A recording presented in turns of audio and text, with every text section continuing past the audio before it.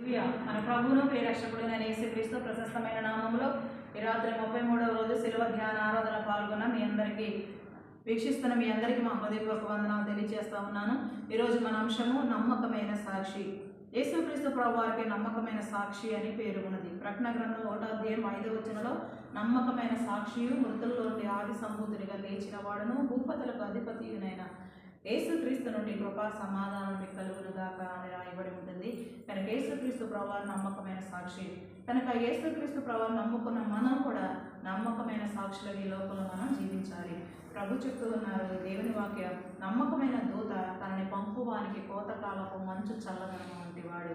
కనుక నమ్మకమైన వాడు ఔషధము వంటి వాడు అని, నమ్మకమైన సాక్షి నిజము పలుకుతాడు అబద్ధం చెప్పడు అని. కనుక ప్రియమైన దేవుని సంగమ, మన నమ్మకమైన సాక్షులుగా దేవుని కొరకు బ్రతకాలి. కనుక ప్రభు చెప్పారు అపోస్తల కార్యాలు 1:8 ఆయనను పరిశుద్ధాత్మ శక్తి మీ మీదకి వచ్చినప్పుడు మీరు శక్తి నొందెదరు కనుక యెరూషలేములోను యూదయ సమరయ గలిలయ భూదిగంతముల వరకు నా సాక్షులై ఉందరని. కనుక యేసయ్య ఉద్దేశం ఆయన నమ్మకమైన సాక్షి కనుక ఆయన యొక్క పరిశుద్ధాత్మ శక్తిని మనం పొంది అంతటా మనం దేవుని కొరకు సాక్షులుగా జీవించాలని దేవుడి కృప మనకు అనుగ్రహించును గాక. ఆమేన్.